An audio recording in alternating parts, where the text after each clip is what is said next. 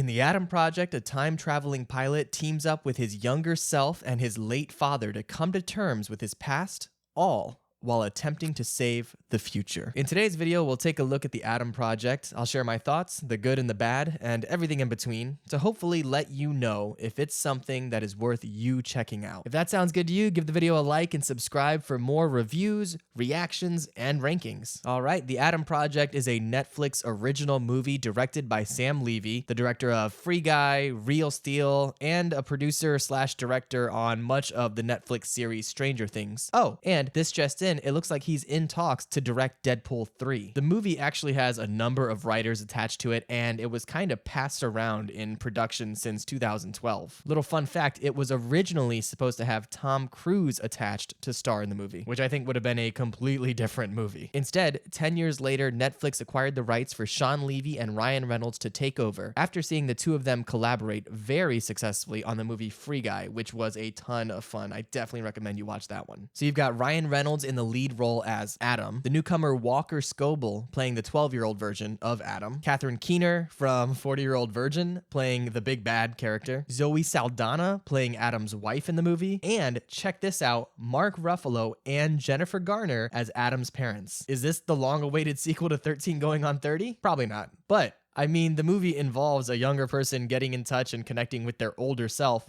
and some version of time travel. I'm just saying, it's possible. Okay, as we do with all of our reviews, we'll start with the pros, the things that I feel really worked for the movie. Then we'll get into the cons, and then finally I'll give you my recommendation. Okay, pros. Up first, the acting. As we've seen a lot lately, Ryan Reynolds is playing Ryan Reynolds, which isn't a complaint at all. We all know what we're getting with Reynolds, and to be honest, I love it. He's just as witty and snarky and charming as always, and just hearing him talk crap to his 12-year-old self is actually really hilarious. But not only is Ryan Reynolds good at playing himself, we already knew that. This kid, Walker Scobell, is fantastic. Apparently, this is his first acting gig ever, which is absolutely insane. The movie really lives or dies by his performance, and this kid crushes it. It turns out he's actually a diehard Deadpool fan, which is a little concerning that this kid is watching Deadpool, but in the audition, he was quoting full-on scenes. So even though he doesn't have a ton of acting experience per se, he absolutely knows Ryan Reynolds' brand of humor, his cadence, all that. I'm actually really excited to see what else this kid does. I mean, we might have a passing of the torch in the future between Ryan Reynolds and him, which is fantastic. Then, of course, there's Jennifer Garner and Mark Ruffalo, who are great in this movie. Honestly, I feel like you can really tell when an actor or an actress is a parent in real life by how they interact with the person that's playing their kid in the movie. Both Jennifer and Mark Ruffalo just pull at your heartstrings in this movie. You really feel for their characters as parents, which is something I really appreciate, and kind of brings up a pet peeve of mine that you see in some movies that revolve around a kid. I feel like oftentimes the parents can be written as two-dimensional characters or even as the villain, but here you really get to see the parent-child relationship from all perspectives. Even more when you consider that you're seeing it from the perspective of the young kid and the kid 30 years in the future. And as is usually the case in life, no one person in the relationship is a villain. It's just flawed people trying to be the best version of themselves that they can be. I mean, honestly, way to have some real weight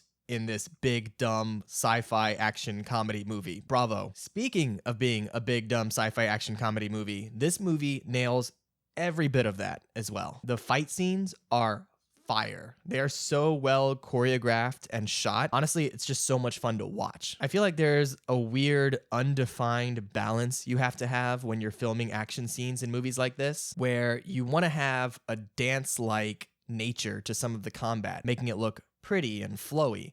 But you also want to make it look authentic, like people are actually being hit. To use a buzzword, visceral. And this movie nails all of that. All right, before we get into the cons on this movie and ultimately my recommendation, if you are enjoying this video, please do me a solid, take a second to click that little like button right down there. It really helps me out. Also, we are crawling and inching ever closer to 200 subscribers, so if you would like to join me on that journey, I'd love to have you. All right, here we go, the cons. And honestly, there aren't a ton of things I actively dislike about this movie. Really just a few, and I think probably the most significant issue I have is with some of the writing. particularly with Zoe Saldana's character. Now, that's not to say Zoe Saldana is bad at all. She is a fantastic actress, and I have no doubt that that is not her fault. But I think they may have tried to squeeze in her character's arc, and there just wasn't enough there to make you connect or really feel as much as you needed to for her. So when the movie tries to get a bit heavier in its themes and its storytelling,